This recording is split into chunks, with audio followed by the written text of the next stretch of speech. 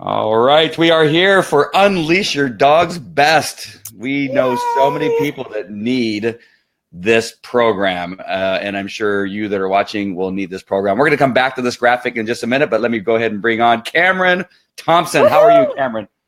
I'm so good. I'm so good. Thanks, Andy. Thanks for hanging out this morning and talking about the summit. This is great.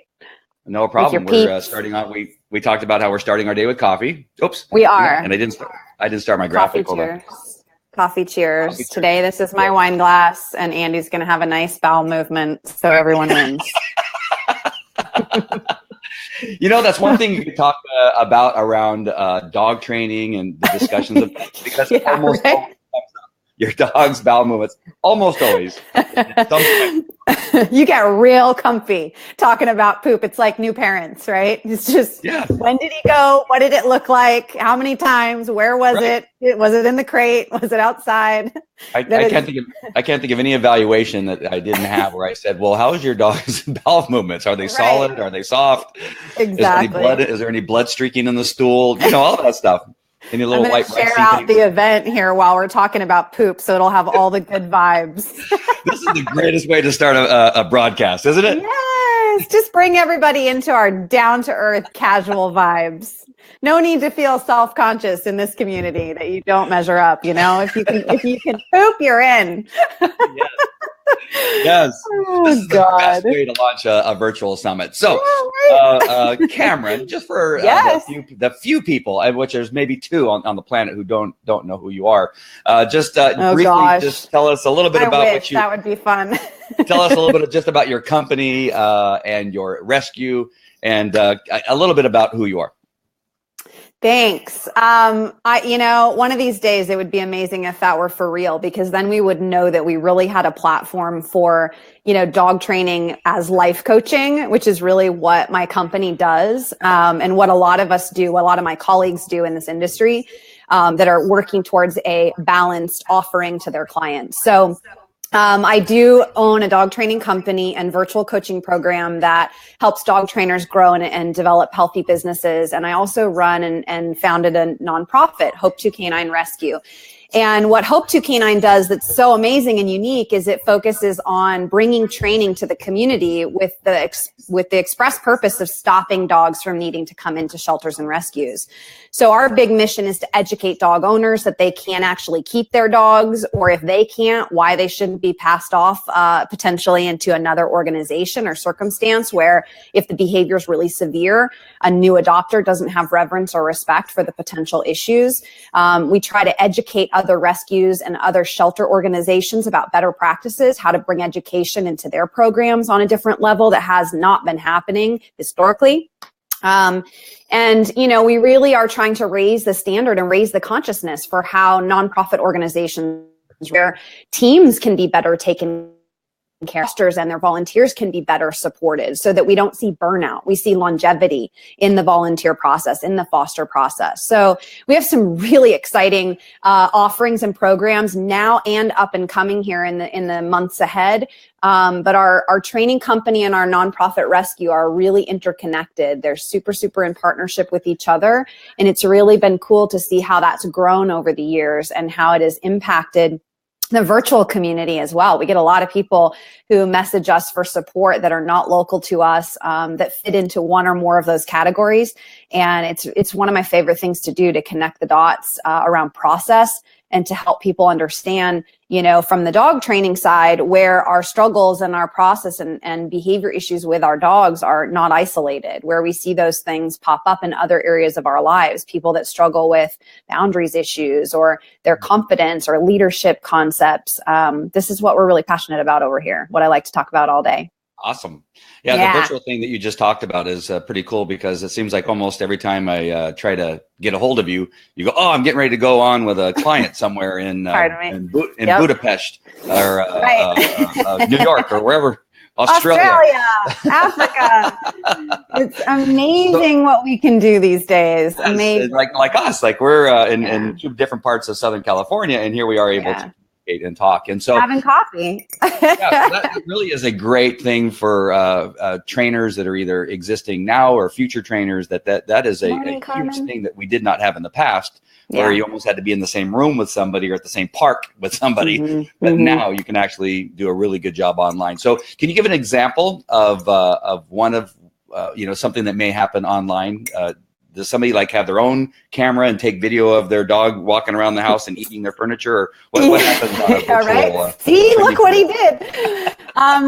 It really runs the spectrum in terms of how we utilize technology in our virtual programs. But I tell you what, the number one thing that I'm able to do in the context of a virtual, coaching or training relationship with a client, whether that's a dog owner, a dog trainer, somebody connecting with me about, the rescue world, is to help expand poop art. Yeah. Hey, Gina and Allie, is to help expand their understanding of, problem solving and strategizing. And the key ingredients to creating success with your dog don't require us to really ever put our hands on the dog as a trainer, truly.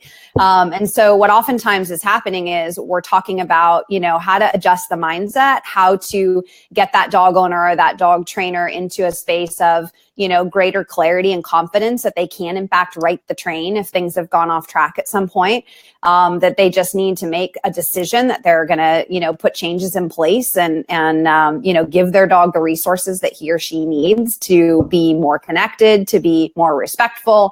And tools at that point become really easy to demonstrate and implement, including through all of our virtual training videos that we give for free in most cases. So it's more about the hand-holding piece and helping that owner to feel confident, to build their courage, to build their trust, their hope, their faith in the fact that they can actually get things improved and why they should do it. And then, the rest is really, in my opinion, quite simple. There are definitely exceptions to that rule, which is why we do have a thriving brick and mortar business. Yeah. There are certainly dynamics, as you know, where, a dog is not well matched to an owner, and it's a better case scenario that we do get some professional hands-on involvement there, and we get that dog maybe straightened out and onto a better path before we ask the owner to be able to carry things forward and have success. Our board and train program does an amazing job of that. Sometimes a dog just has the totally wrong impression about their owner based on, how the lifestyle has been and the messaging that's been shared with them, and we need to give that owner some contrast. We can just show them what's possible with their dogs. So they have a tangible example of what they can believe in and then maintain. So that's where the training together in person, creates a different result. But for those that are in an area where they don't have access to a trainer that really resonates with them, for those that are in a dynamic in their life where they've tried a lot of trainers and they still feel like they're missing something or they haven't been empowered in certain areas, we find that we're able to create success together as a team over and over again through that virtual platform, which is also why Unleash Your Dog's Best is a thing. I've created this seminar, this summit series to give away to people because I know the power of that virtual transfer of information. I know that so much of this is just about the stuff that's going into our owner, dog trainers' minds, that if they can have a different vision of what's possible for them, if they can have examples of people who stepped up and did the work and the heavy lifting to create change in their life, it's transformative. The opportunity is incredible. And we have a huge list of fantastic speakers showing on the site right now. We're also still uploading graphics and hot links for some more speakers that have joined us, including Dr. Jean Dodds, which I'm really excited about. One of her co-authors who is, joining us as well, who's going to be, both of whom will speak to some really important health and nutrition components. Diana Laverdure-Dunetz co-authored some books with Dr. Dodds. Both of these amazing women are joining us for the summit. We also have Kevin Behan coming on, the author of Your Dog is Your Mirror. We have some incredible content up ahead for you guys. And I'm absolutely beyond excited that I get to spearhead these programs and offer these summits and then watch, 6 and 12 months go by and hear these incredible stories of transformation and people creating better results with their dog, better results in their life as a whole. So the virtual space allows us to bring things like this and create meaning and really give to the community on a level that we couldn't before. And it's super, super motivating, even though the project can be a pretty heavy deal to put together. It's very, very rewarding, and people are getting really fired up about it. We just launched promo yesterday. So yeah, I was lucky enough to be present during a couple of your interviews, and one that I'm really looking for is the one on feeding raw and natural. And who's the person that you're talking to? Kimberly Gauthier. Yeah, I talked to a few people actually, but Kimberly Gauthier is awesome. She's an amazing individual to come forward and, both represent the average struggling dog owner who had a dog that was gravely ill, and she was trying to figure out, how do I help my dog?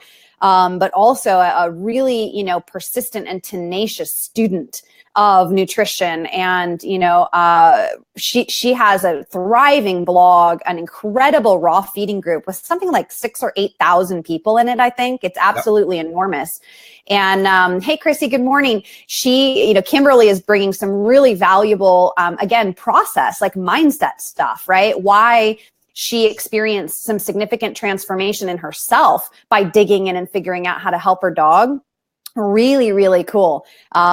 She talks about having been in a place of dealing with significant anxiety and depression, and how advocacy for her dog pulled her out of that place time and time again and gave her something to focus on that really built her into a stronger, better human being. So that just goes to speak to the power of what dogs can bring to our lives. And I know you know this firsthand. Some of the experiences that we've all had in learning to advocate for a dog and to respect that dog for who they are and accept what it is that they can bring into our lives, and in turn be able to give them what they really deserve. It's pretty incredible. And over again, you guys get to hear that through a lot of these interviews, through a lot of these speakers' backgrounds and their stories, what motivates them. Yeah, Kimberly has an interesting Facebook group too, right? What's the name of her Facebook group? I think it's Raw Feeders Kicked Out. Yeah. She talks about this in her interview, and how, being controversial and like going around in all these other existing groups or chat rooms or platforms that she was trying to explore in the past. And, getting all these people that are her tribe that she's collected have had similar, many of them, not all, have had similar experiences of getting booted out of groups because of the certain questions they asked, or, being controversial and wanting to dig deeper. And I love that about her. She's a rebel and a beautiful advocate, and just an amazing spirit, and really truly passionate about sharing this information forward to the general public. And I think it's going to be amazing for so many people in our audience to find out about her and to have this great resource in her. She's connecting with some really amazing people too. She's been doing some work with Rodney Habib and introduced me to Dr. Lori Kozier, who's also on the summit, an amazing holistic vet who has, incredible background and training that she chose to pursue to expand her licensing to bring homeopathy and natural remedies to veterinary care. And she has a strong, gorgeous opinion about vaccines and how we can be more intentional around when and how we vaccinate. It's huge. We see so many systemic issues and behavioral problems from vaccines.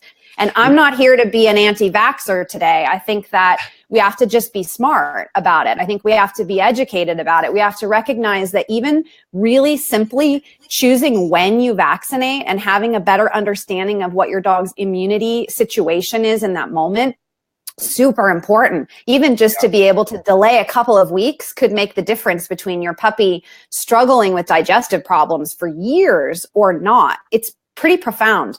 And I knew this before I got to talk to people like her. I experienced it over and over again with my own dogs, with dogs in my practice here. But it's pretty awesome when you can get people on your panels like this who have the science behind it, who've actually, have the credibility to share with us where case after case after case, rabies started a dog down a path of significant immune disorders and overall health and behavior struggles that were in fact preventable. Hey, Amy. Amy's on the broadcast. Amy Feltz is amazing. And she talked with me on a live stream not too long ago about this very issue. She's actually a breeder and raises, she has a natural rearing program with the puppies in her programs, and it's phenomenal. Responsible, educated, not anti. Exactly. mean, that we've eradicated some really, crappy diseases that we don't want to see come back again. And in both the human and the canine context, these things have been valuable to us on some level, but a lot of people are super ignorant about the delivery mechanisms, the additional chemicals that come in them, and just about the frequency and the timing of when we apply that. Morning, Jason. Good to see you. So, these things are a part of the conversation throughout this summit that I think are crucial to talking about dog behavior. Yeah, absolutely. It's a huge topic that I do definitely want to learn more about. I was lucky enough to be interviewed on a show called the Dad Podcast the other day, and then after we got off, we started just kind of touching on the topic of immunization. And so it's amazing how much, and the reason I was on the Dad Podcast is because I believe that dog training it correlates very easily with raising children and training children and raising them up. And I have 5 kids, so I've experimented with my dog training techniques, not the pinch collar or the e-collar, but I've thought about it, but I've not used it. Tempting, right? Yeah. But the subject matter of immunization and vaccinations and the health issues that go along with them, I'm sure correlate somehow. And I would love just to have a discussion with the experts that really know what they're talking about. And that is really hard to find, right? You have people that have their biases and things like that, but really sitting down and saying, okay, what is the truth is one of those things that I would really like to get a handle on.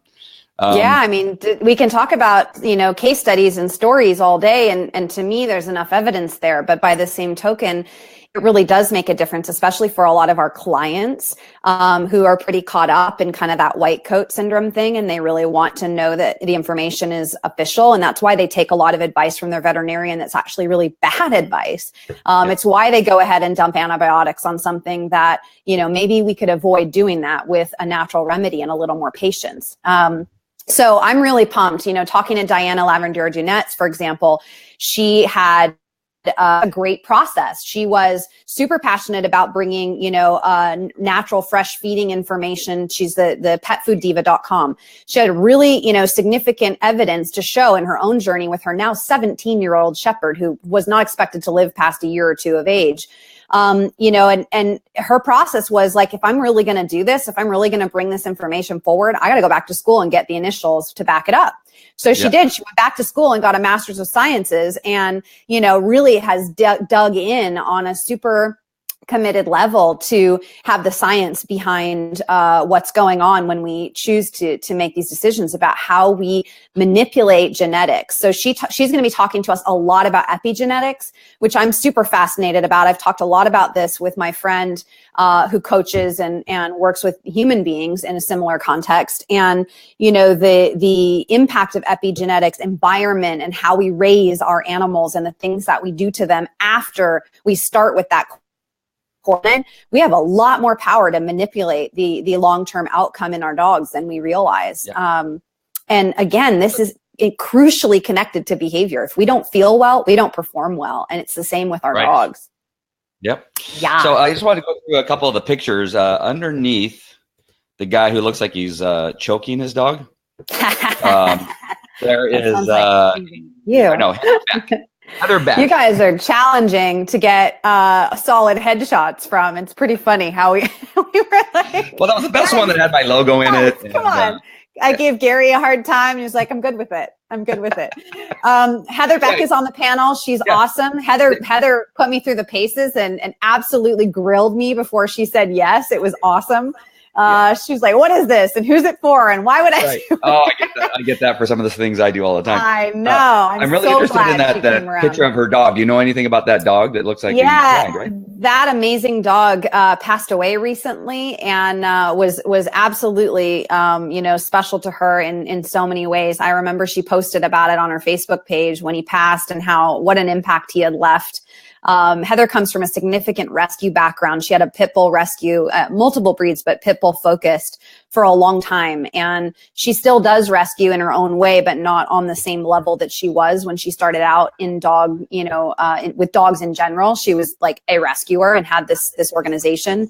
And I don't know a lot of the details behind how he came to be in her life, but I do know clearly as the choice of photo and her reminiscing when he passed that he really left an incredible impression. She has a beautiful tattoo tribute to this dog, and it's on her shoulder. So you guys follow her and connect with her. You can see it's got some daisies where his eyes would be, and just amazing connection energetically that you can feel virtually from her stories and her lamenting about what he was in her life. So yeah, Heather's badass. She's a tough cookie, you guys, and she's got some really awesome insights and business perspective. She's got a solid, strong point of view about how to grow your dog training company. She's done it a little bit alternatively, but she has 30 employees and it's a thriving business. So she's doing something right. It's pretty cool. When you talked about her tattoo, I felt like I had to show my tattoo on my shoulder. I can't do it. I got too many layers. once I did that, I decided that I probably should have did some push-ups first before I. That's okay. That's okay. We gotta. It's all for the dogs, right? It's all for the dogs. We'll look silly for the dogs.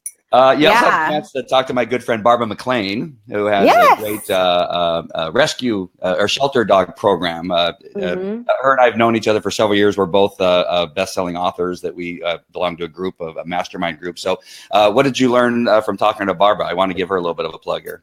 Barbara's amazing, and that was such a great connection. I thank you again for that, because she's a really neat person who is on a mission to bring education to young people, to get in at a grassroots level where we can affect the education of kids and their stewardship of animals in general. So it's not limited to dogs, of course. She has a background of working in as a director of a shelter, and seeing why animals are coming in and where kids are impacted in their volunteer experience and exposure to helping in the shelter system, and that there was a limit there was a gap there in how kids could be further plugged in and further connected and educated and impacted by caring about animals. Because when you're talking about kids between 7 to 11 or 12 years of age, you got a lot of liability limitations as to what kind of things they can do in their volunteer work with your organization.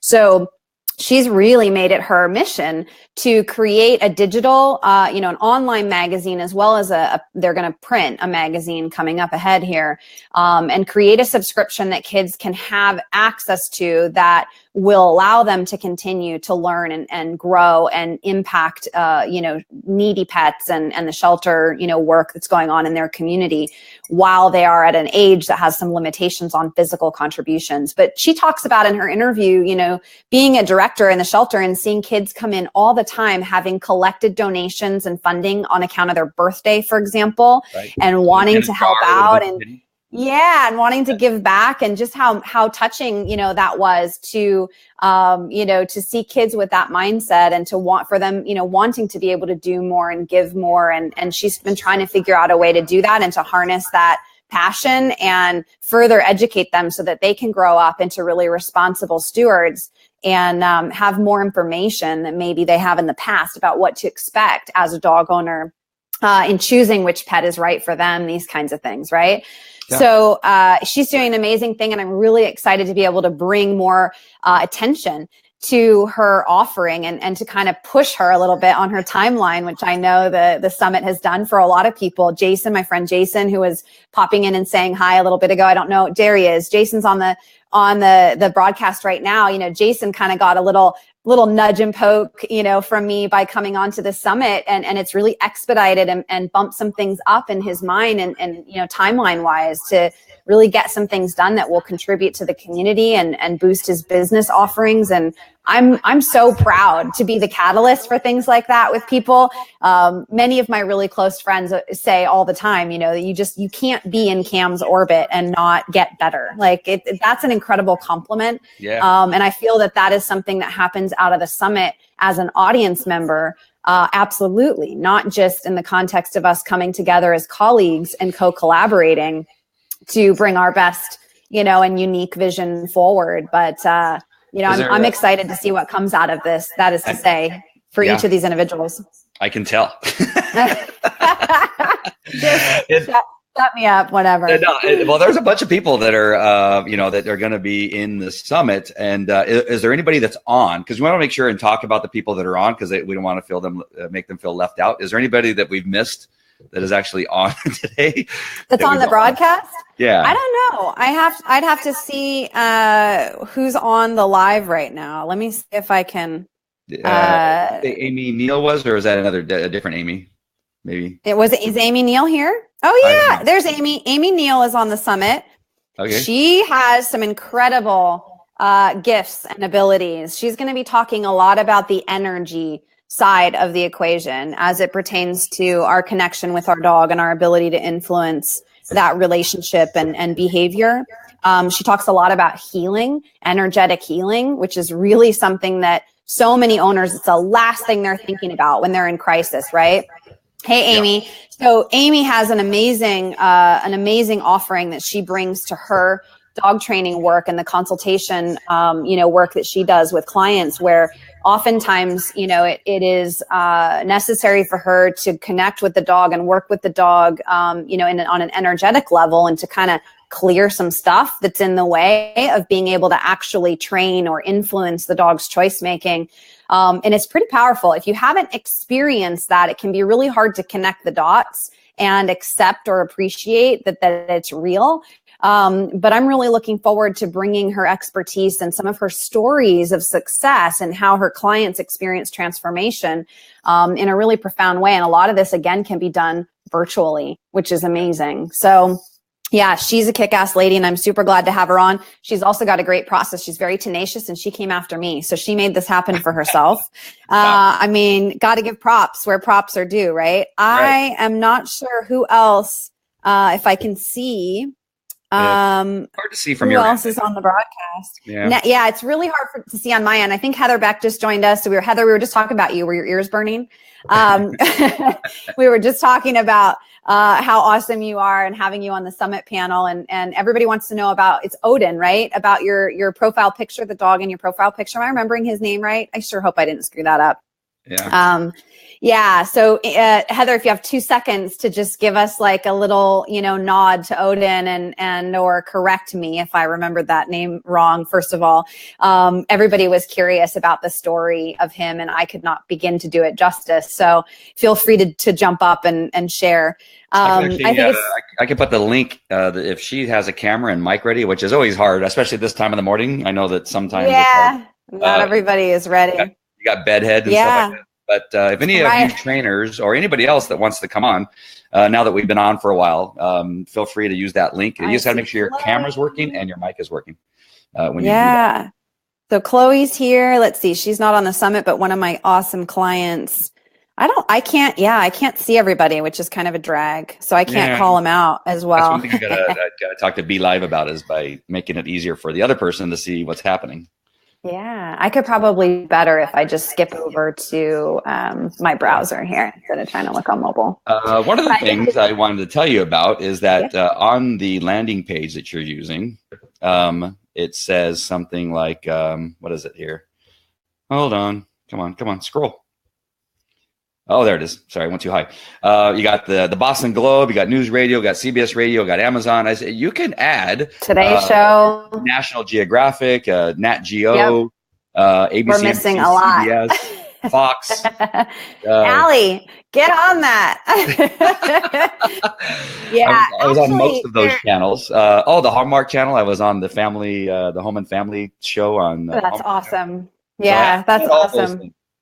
We will do our best. We are behind. There are a couple details like that on any project like this that you endeavor to create, something is always dangling, right? And not quite tied up with a pretty bow. Like, for example, the fact that not all of our graphics are up, and that's because some of our experts are still being confirmed and haven't turned in their homework yet. That's a nice way to put it.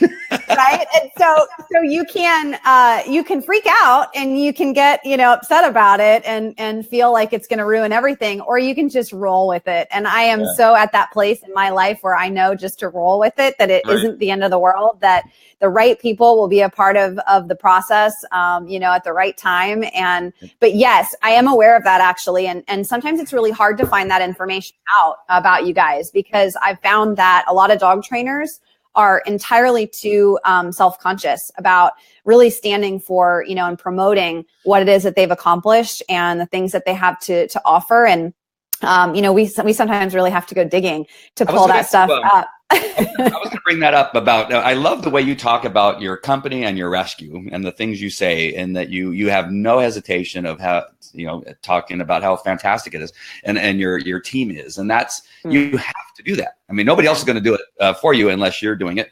And then they will be more comfortable sharing how powerful your training is and that kind of stuff. So as trainers, you got to get out of this thing that you got to minimize your greatness or whatever your accomplishments. You do have to sell yourself, because it's just necessary to have confidence in what you're doing. If you don't have confidence, the energy, you talked about the energy between the dog and the human being, right? If you don't have that confidence and share who it is and who you are and what you do in a confident way, you're never going to, give that energy to your potential customers, that you know what you're doing and you're confident when you're doing it. I so agree. In somebody's life.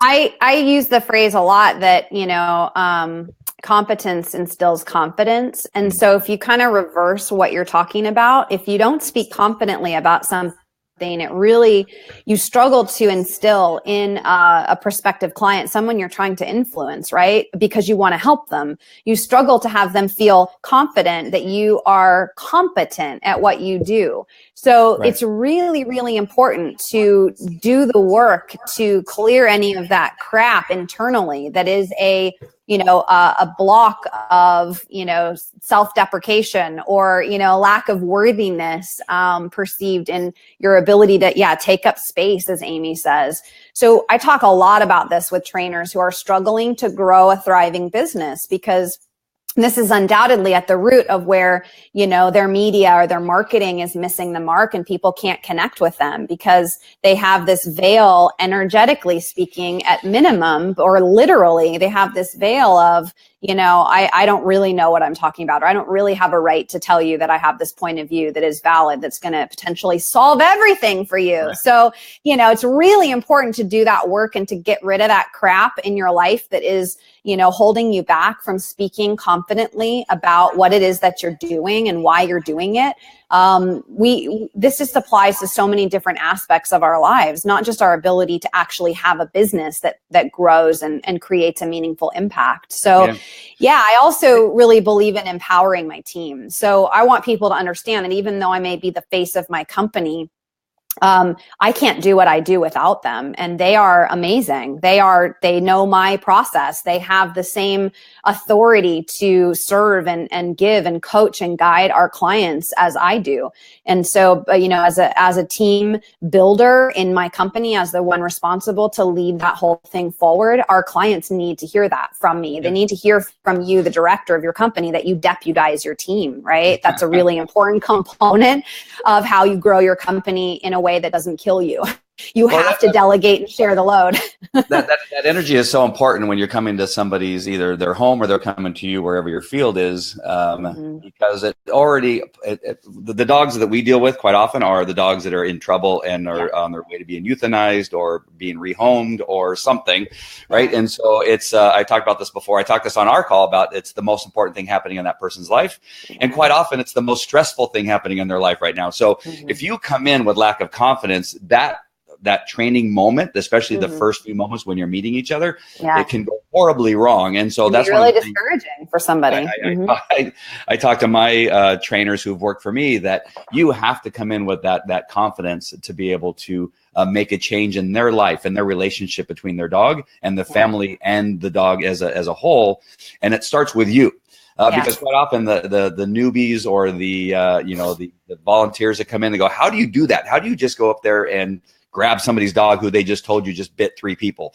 I said, well, quite often, most of it is my energy is that I come in with self-confidence that is necessary, not in a way that's kind of, off-putting. I hope it's not off-putting, but if I come in with that confidence, not only is the human going to believe it, but the dog will believe it, that this guy is different than who I've been living with, who is not a leader, who's weak, who's fearful, and all this kind of stuff. And so the dog right away picks up, wait, this person's different, and will begin to react different, which then shows the human being that it's not necessarily all the dog's fault, right? And that's a huge step, right? Because they're already given up. Like, this dog is a piece of crap. He's stupid. He doesn't listen to me.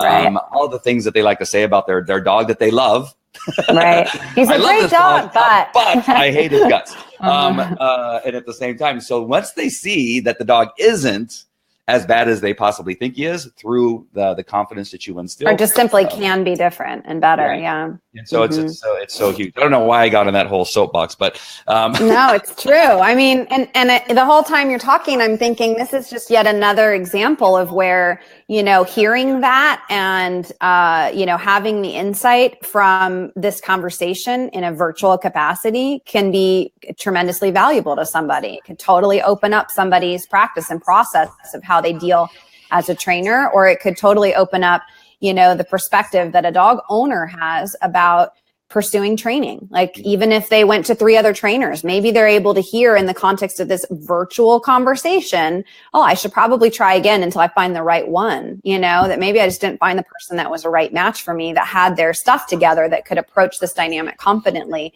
understand how to help me work through it. So yet another reason why we see so much value, right, in the virtual space and in bringing information for our industry through platforms like this telesummit and this conference opportunity for folks to learn and hear conversations that can give them a perspective of something they might not believe is possible for themselves. So a lot of great content therein. Let's talk about one more time about what people need to do to go to this. And I got to make sure that we've covered this. It's free, right? They have to pay. They don't have to pay for anything. Totally free and a limited time. So don't mess around. The summit itself actually launches, meaning you start receiving the interviews on February 27th. So don't freak out. Right now is the promotional period. We're giving you 3 weeks to get yourself on the list, to get your spot, save yourself a spot to experience the summit. So you want to go to unleashyourdogsbest.com. You just have to put in your name and email, because we're going to email the audience directly. They got to put in the one with my name in it. Did you give them the link there? I can't see it. Sorry. I did once before. I'm going to do it again. Okay, good. So Andy has provided the link for you. If you go through Facebook and you click through Facebook on that link and it gives you a hard time, copy the URL and paste it into your web browser on your phone instead of going through Facebook. Yesterday, we had some issues on mobile that were specifically coming out of Facebook for whatever reason. So again, another example of, we could freak out, or we could just tell you, you might run into a little bit of trouble. Be resourceful. So click through on the link that Andy gave you, and all it is your name and email. You can learn more about the event through the video that's posted there. But it's 14 days of free content delivered directly to you. You can be driving to work and listen to these interviews. You can be sitting at home drinking a glass of wine after work and listen to these interviews. I don't care where you are or what you're doing, but I highly encourage you to carve out some extra space during that 2-week time period. These interviews average 45 minutes to an hour, and there will be quite a few days where you get 2 of them. They're live for just 7 days once they air. So if you get behind, I don't want to hear all the sob stories about, I missed the one from Zach Scow, or I didn't get to hear Andy's interview. It's really important that we're giving you a massive amount of content. We want this to be a master class in how to get your process straightened out and how to create the life with your dog that you really, want, and how that can create the life overall that you really want. So really, really looking forward to having you guys join us. If you signed up for last year, because we got a lot of people listening who were a part of our summit last year. If you signed up last year, you're already on the list. Don't worry about it. It will probably tell you you're already subscribed, and just accept the message. Don't freak out. You're already in Lake Flynn. We'll get that information out to you on the 27th of February, and then every day after that till about the 13th of March. Yes, and make sure and get your journals out. Take notes. Lots of notes. I have notes everywhere just from during the recordings. I'm trying to get my link for the journal that I wrote, that I created. I obviously don't write a lot in a journal. You are the ones that do the writing in the journal. But there's places for you to put information about each one of the dogs you train, that kind of stuff. But it's in the Dog Trainer Journal, which I'm trying to find the link right now. Oh, here it is. Just found it. So make sure, whatever journal. I think journaling is one of the best things that I learned way before, unfortunately, before we had smartphones. Writing it down, physically writing down what it is that you did on that training session early on was so key for me to to being able to start a dog training business and to make a difference with some of the police dogs I was training at the time, detection dogs I was training at the time, that I ran into a notebook that I had from years ago. And it's so funny to see how far I've progressed from from that time. But it does show me where it is I have the things that are just ingrained in my brain, right? It actually came from journaling. So I really do encourage people to journal still to this day, not necessarily always typing it on an iPad or an iPhone. If you can physically write it down with a pen and paper, it actually will burn it into your brain just a little bit. Do you there's science behind that, right? I mean, there's literal science behind the impact of, how we absorb things, how we assimilate information when we actually write it down, and the various ways that we can process and more deeply understand something. So everything from, underlining or making notes in the book, in the book margins and things when you're reading something, as like to really study it and to really bring it around to a full, assimilation, or to have your memory banks really store it properly. I'm really, I can't honestly cop to saying that I'm good at journaling, but I'm 100% with you on the value of, writing things down. What I tend to do is, because it was never a habit I developed, I was a avid writer of letters for a long, long time. So that was something that I always did back growing up, and continued for many years with a grandma that I was really close to, and a few distant friends. But, as a person who finally discovered personal development and how that could impact my business growth and my teaching abilities, I actually keep journals that are where I store the mantras and the quotes and the phrases that really stick with me. So at a minimum, I'm really committed every single day to adding to that, which means it forces me to pick up a book I'm interested in, or that, I have a stack that I'm working through. It forces me to get time in each day to read, to study, to process certain things. And even after a meditation practice, right? Something that really stands out to me that I'll plug into that book. So I've had to break it down to smaller bite-sized pieces to make sure that I do the work and that I'm consistent with it. And that's worked really well for me. But still, that writing down and the ability to go back and look at it later, transformative for sure. That reminds me of mind mapping. I took a couple classes on mind mapping and things like that. And I still do that too. I just, while the other thing was on camera, I ran into my room to go look for a couple of examples, but the journal was the first thing I found. Just writing it down and then drawing a line, putting a circle around it about what you would do next to go to A or B or C. I've done stuff on this whiteboard that's kind of very similar. And the funny thing is, and those of you, again, that are dog trainers that are watching this, is the action of teaching, the act of teaching is a great way to learn. I learn more about the process. So I'll come up with a subject that I want to talk about on a Facebook Live, and then I'll go and study it and then write it down either in a PowerPoint presentation or on a whiteboard. And then I come out and start teaching you about it. More often than not, I learned it probably an hour before I start teaching. Right. Yeah. And that's one of the things I learned recently. Big believer. We teach. To be an expert, you just had to have learned something an hour before somebody else, and that makes you an expert. Right. And so, I buy that.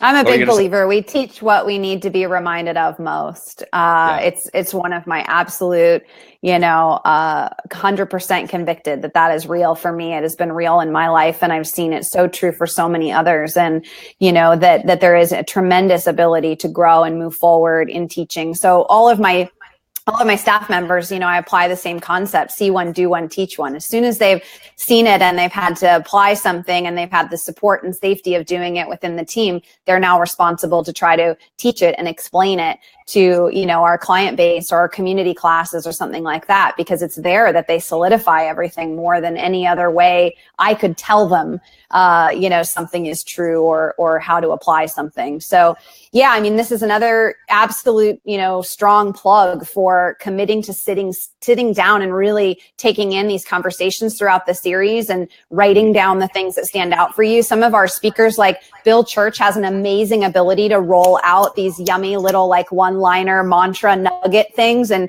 to quote great authors that he's studied. And I took a ton of notes, off of many of the conversations because of people like him who have taken the responsibility of teaching so seriously and have done the deep work within themselves to grow their business in a strong way that will truly serve the community. This is the thing you need to know about these experts across the board, is that we're collecting people that have accomplished something really meaningful, right? And how do you do that? If you're a dog owner who's struggling with their dog and your only goal is to accomplish something meaningful with your dog, it is so achievable to you. If you look at what some of these other people have done, writing books and creating, whole businesses and building communities of 8,000 people that they're supporting and understanding natural feeding. I mean, some of the things that you guys have all accomplished is just mind-boggling. And even just to go back to school to get another degree, I think that's incredible. So many people don't do that, especially not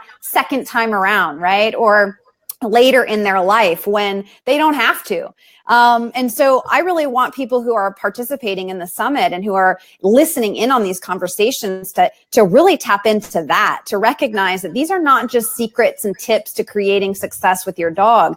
These are people who can influence you in a powerful and positive way about how they hack their mind, how they approach struggle, how they give, how generous they are in their lives and in their businesses, and how that's come back to them 100-fold. These are things I really want people to, to see and understand and respect about what we've collected here. Not just, you get a prong collar on your dog and you crate train it and you're good to go. Because there's so much more for you than that. There is so much more. That works in the moment to get you out of crisis mode. Like, it's kind of a no-brainer. Crate your dog, people. But when your dog is crated, go read a freaking book that will inspire you to do more and be more, right? Get that dog out. Yeah. Hey, was the gentleman you brought up, was he the one who talked about the Kaizen way? Bill Church. Yeah, Kaizen way. Yeah, he did.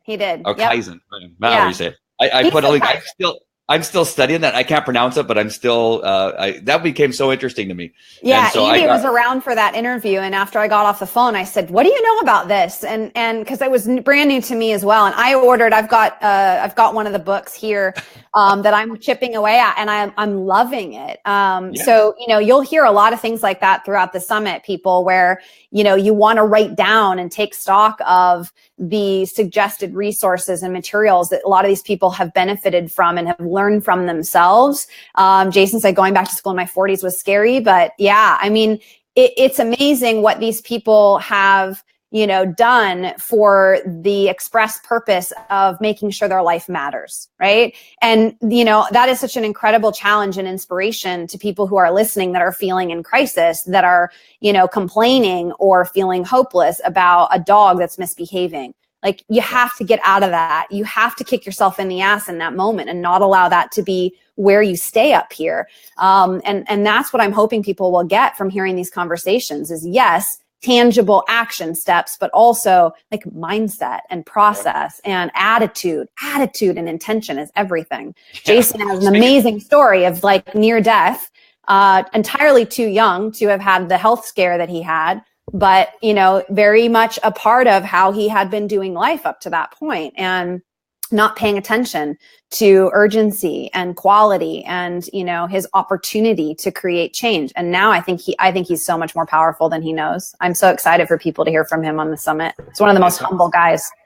Talk about health scares. You got Duke Ferguson went through a yes. Too. I'm so fortunate. I've just got to knock on wood. I have a little bit of cancer, but no big deal. I'll get rid of that cancer pretty soon. But besides that, I mean, I'm able to sit here and do this and still have it, and not that big of a deal. But what they've gone through is amazing. You talked about attitude, and I was thinking about attitude when Jason wrote about going back to school at 40. The trouble with going back to school at 40 is that you run into a lot of 20-year-olds who are entitled. And you go, oh my God, do you not know what it's like to actually work and earn a living and actually earn something? Right. And I'm sorry, I'm going to go on a whole tangent there, but I've dealt with police officers that I've trained over the years that have been in their 20s, and employees. I've had up to 500 employees. And it's just a different world that you actually have to work for a living, and you have to actually teach them about working for a living, that you earn your paycheck. Right. You don't get a paycheck and then this is a problem in general anymore, don't you think? I mean, as to kind of keep it on, even if we had to keep it on topic here around dog training, right? Yeah. I think that we can't because we have so many ideas and thoughts. But if we were even just to apply that concept in the context of our businesses and the line of work that we're in, I think that we're seeing over and over again clients coming in because of the evolution of process and technology's influence there, and the fact that people expect things to be easy and fast. They expect to push a button and to get what they want out of life, period. And dogs will never, ever, ever allow us to do that. Ever. Never, ever, ever. As is true with human relationships. It will never work. So people need to like snap out of it and stop expecting that there's some sort of easy button that you get to push and all of a sudden everything works and is simple and you feel no pain. That would be freaking fantastic. But none of us can give you that. No trainer on the face of the planet can give you that. We can only give you the clarity of, behaviorally speaking, what has always worked for dogs, what continues to work for dogs, and how you can become better at replicating that as a human being, asking that dog to live in your human environment. I mean, that's really what it's about. I'm glad you brought that up, because I brought this up yesterday in my Facebook Live that I did yesterday evening, that we got a one star on our Facebook page for some training, and I go, well, we never get ones, right? Yeah. But that's another subject. But there's also kind of a spammy thing going around about that. No, there's a customer who said we did not give her the attention that she wanted. That she came there with her aggressive dog and blah blah blah. She gives us a 1, but she only showed up for 3 classes. It's a 7-class program. She threw up for 3 classes, and we have video of this aggressive dog sitting there while dogs are walking around her dog, and the dog's sitting there on the 2nd or 3rd day and not lunging. So, and we sent a reply to her and saying, hey, let us know how we can help you. I offered to even go to where she lives and, spend some time with her. Oh, we lost Cam. I'll keep talking as Cam's coming back on. And even offered the opportunity to come out to her and help with whatever she felt she didn't get, right? And so, but of course we got no reply back. Like, you take the time to give us a 1 on this thing that we didn't help you with your subject. But yet now you don't even respond to our email. It's just one of those things that you can only do so much, right? But the attitude, the attitude and expectations that we bump up against are really, they're extremely taxing. That's something in our industry that's similar, I think, to healthcare, where our clientele can really, rake us over the coals and can be really, resentful and very frustrated, and take a lot of that hurt and anger and fear out on our limitations to create instant and perfect change. And it's just simply not something that happens. Yes, you can walk up and take over, the leash handling of a dog that has been performing terribly for somebody and immediately create a different result. That's not immediately a relationship. That's not immediately a lasting and long-term change. That is just to show that when you put certain things in place, you can get immediate shifts and relief. And then it's about consistency, diligency, making the small moments matter, doing the work for you to become different while you're asking your dog to become different. All the things we talk about through the summit from these experts who see it exactly the same, but also have a unique way of expressing and articulating it. But this whole instant gratification and getting what we want immediately, man, I can absolutely raise my hand to being guilty of this in many different stages and areas of my life. Absolutely no shame or judgment here intended whatsoever. I'm just trying to, bring about, just to raise the consciousness, really, that people will recognize that they do this. That's the first step, right? Like, hello, my name is Cameron, and I'm asking too much of everything and everyone. At least when you can start from that place and take a little bit of have a little humble pie that you haven't necessarily dug in and given your dog what they needed, and that they can't be perfect and they can't, read your mind. Like, these are not expectations that we can have of our dogs, and it will shift your attitude. It will make you more receptive as a student, and it will make you more impactful as a teacher. So I would love for this to be more of the movement that comes out of these summit series, and of people connecting with folks like yourself and seeing where we're just real people. We're fighting through our own crap and our own baggage as well. And at the same time, we have learned a few things that are key ingredients to not allowing that to stop us from creating success, not allowing that to stop us from having our life matter, hopefully, whether it's just at the very basic level of helping a dog or at a much broader level of helping thousands of people, right? And the mindset and the attitude that's behind that is something that anybody can choose to work on and develop. It literally is a choice. I love what Chrissy wrote here about her past health conditions and how she's decided to do something with her, because of that.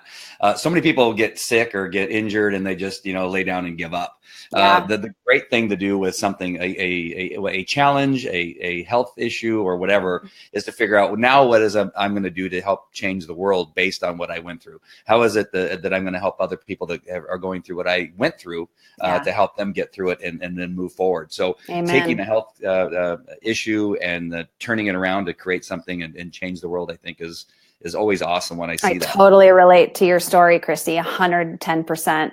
And it's something I don't reflect on, enough, except for when I get to do things like this, which is also why I do it. I was joking earlier about Heather, and grilling me, about whether she should be on the summit or why, like, what am I after? And I remember distinctly telling her, like, dude, I get to connect with all of these amazing people and confirm what I believe. And, I get to grow and I get to find these friendships of people I respect and admire that I want to co-collaborate with on a different level. Like, why would I not do it? But it also is that function of looking backwards, and having to answer those questions and having it reaffirm why I got started in the first place. Zach said that very concretely. He was, on our interview, he was saying, like, this is always a value to me to have these conversations because it forces me to look back and see how far I've come. It gives me tremendous gratitude for what it is that I've been able to experience in my life on account of deciding I was going to make things matter and not just fall down and give up and be done. And I 100%, relate to that. When I get to start, walking through these beautiful conversations with all of you, I get to think back to where this really started, based on my health crisis as well. And the fact that I didn't think I was going to live. I was 100% sure I was not going to live to 40. I was so incredibly sick. I spent 25 years on intense medications that then required blood testing every 6 weeks because they thought my organs might fail. Like, not a way to do life, right?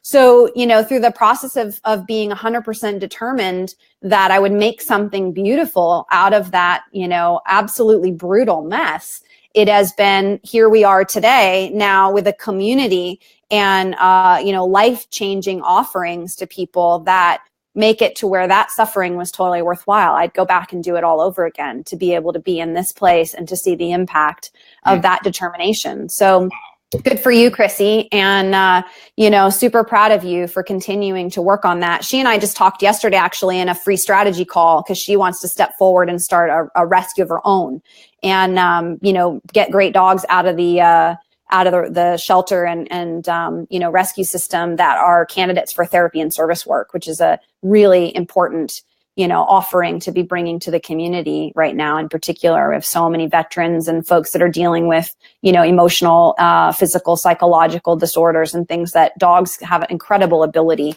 to help with and to serve in that capacity. So yeah, it's no excuses, right? Like, no excuses, people.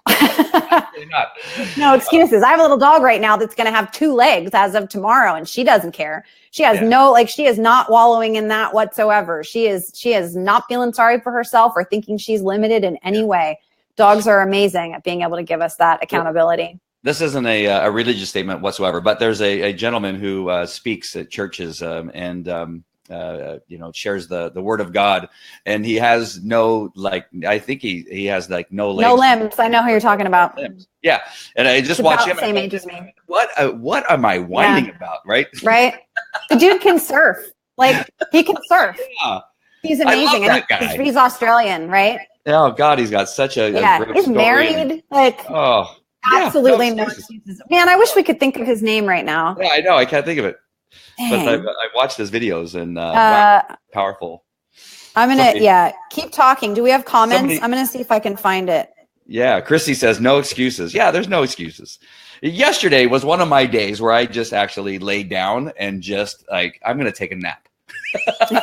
And I just gave my permission to take a nap. So I mean, again, you're going to have those days where you just say, you know what, personally, my brain, my refrigerator broke. I got a new refrigerator. That refrigerator was too tall. I had to take that refrigerator back. And I'm thinking, why didn't I measure before I decided on what refrigerator to get? I had a couple of things going on in Puerto Rico that I'm working on. And I got it.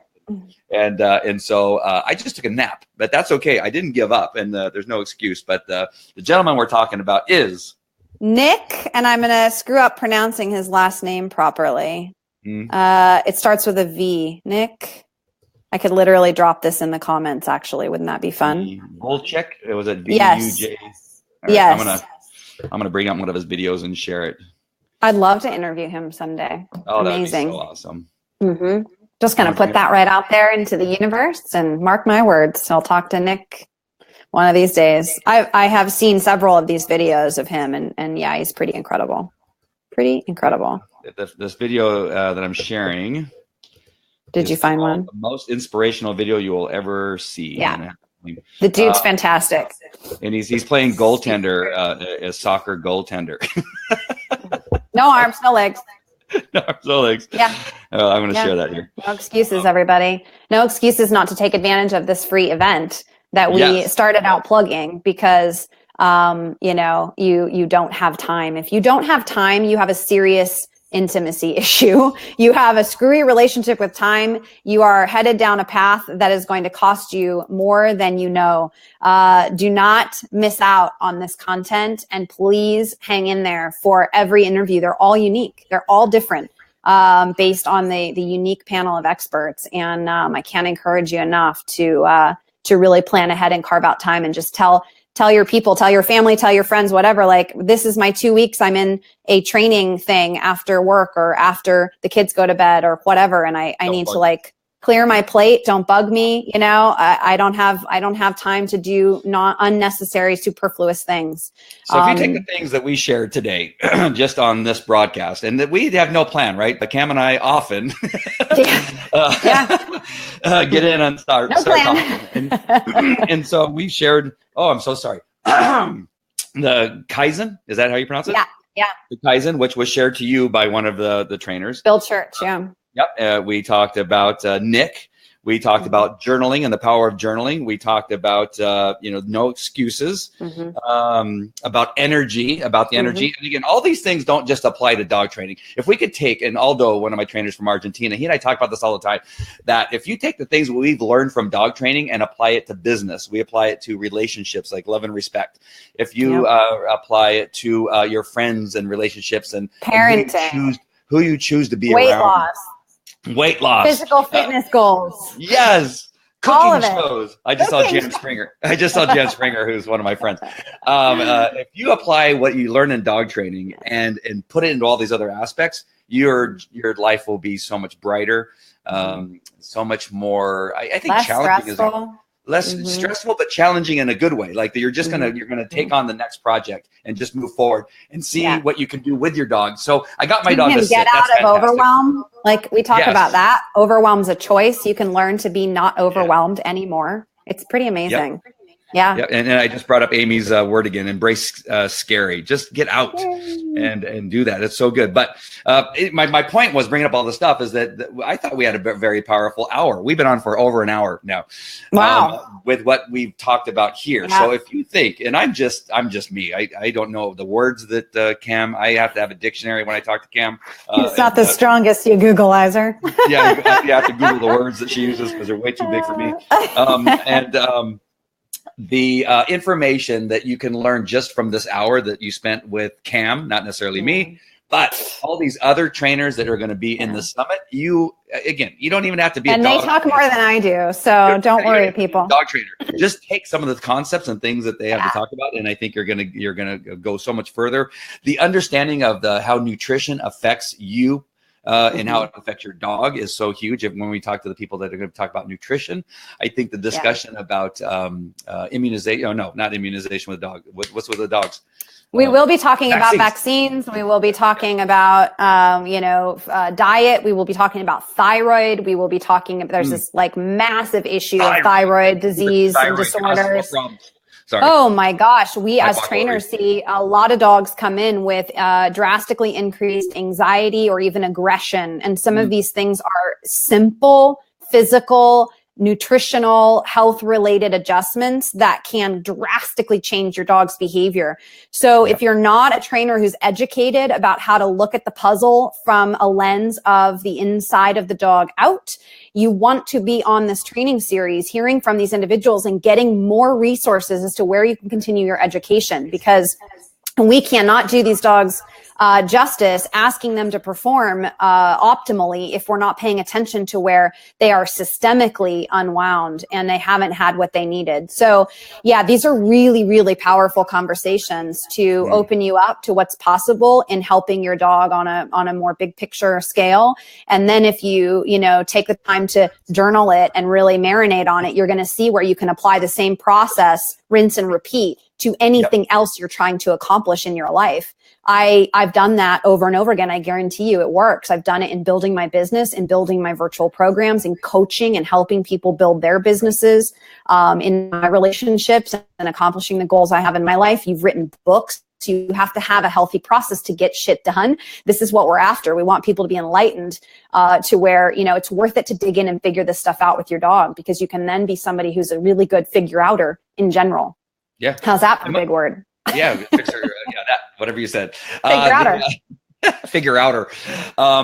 Just click on the links that we shared. The most important one is the what's it called? Dog's Best. You're so funny. I've been actually getting it right most of the time. Unleash Your Dog's Best. That's the first. Click on that one. Put your name and email address in there. The other links that I shared are important. Getting one of my journals. I think I have 15 journals that I have written that are on Amazon. So find one that matches what it is you want to do, and then click on the links of the videos. The Kaizen way. Learn more about Nick. If you ever feel like you are having a bad day, that you just can't go on, watch Nick's story and what he has to say about. Go get over yourself. Yeah, get over yourself. It's just like, crap, are you kidding me? Get over yourself. What else did I have a couple trainers, that recently I've had really powerful conversations with who are struggling. And it's like, you know what? Go bring it back to gratitude, man. Go figure out what can you give, because mama said there'd be days like this, and there will, but it's your choice whether you hang out in that space and don't move forward, or you hijack that attitude and, get yourself back focused on being somebody who can impact and make a difference. It makes you somebody who can then receive. So, this is a powerful hour in and of itself. And, folks can continue to hear from us in the context of our podcast too, if they want something more, consistent to absorb in this realm beyond the summit series.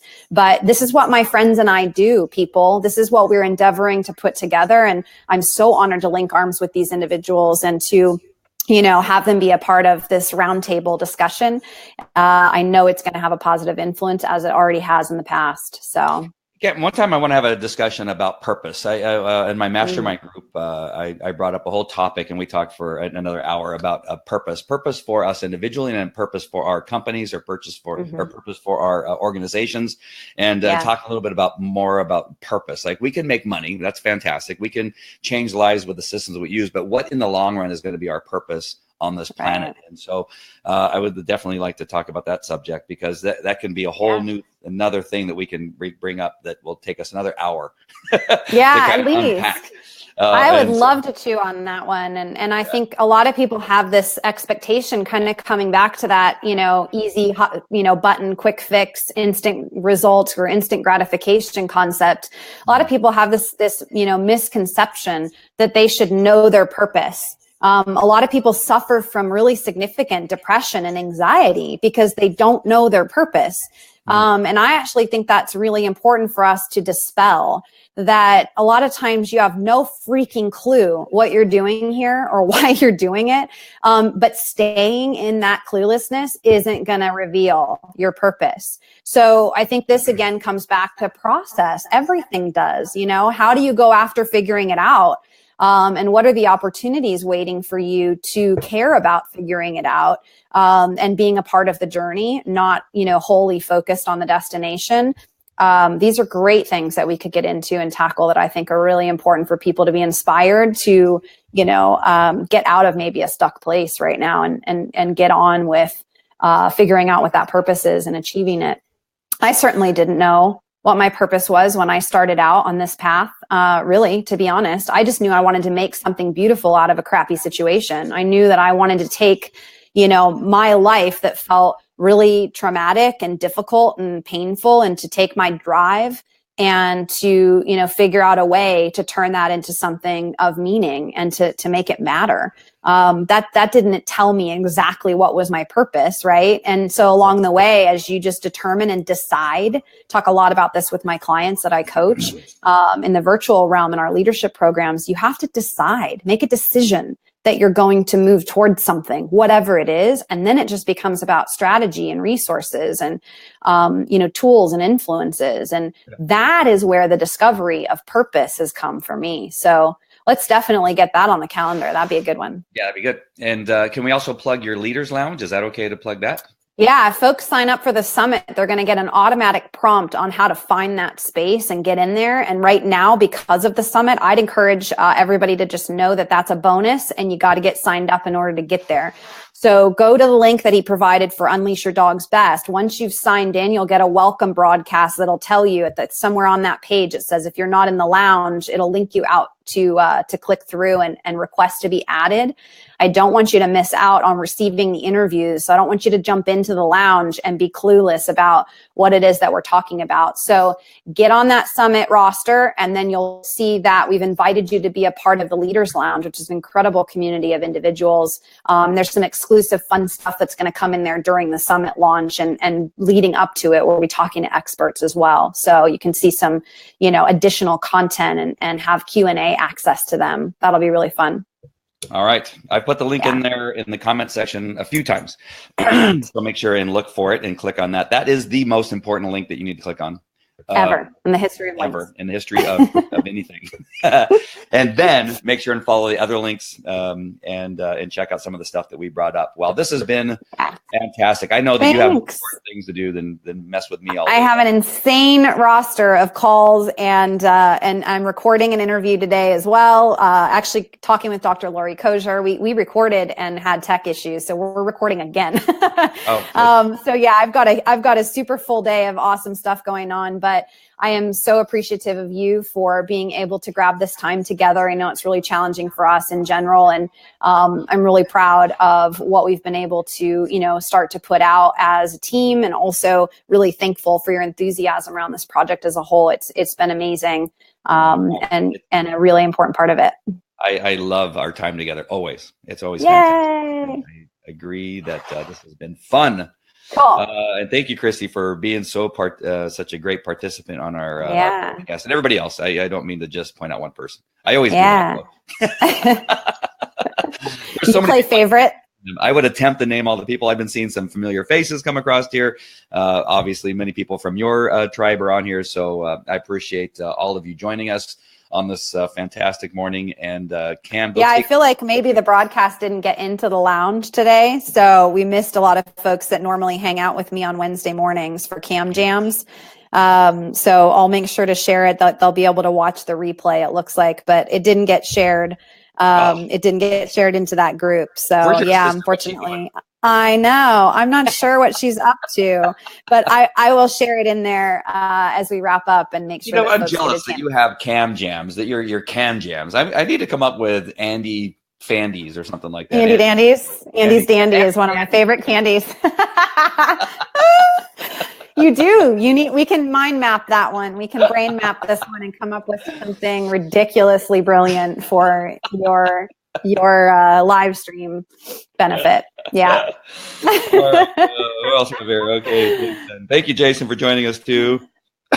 Sandra and Chrissy again laughing at us. Laughing at you. It's obviously not me. I'm sure. Cam jams are the best.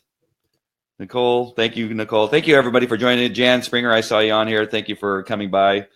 And everybody else. And I'm so sorry. I can't name everybody else. But Cam, thank you very much. This is fantastic. Oh, Yeah. you're frozen. Oh, there you are. Oh, I thought you were frozen for a second. I'm here. Thank you for coming on with your purple hair.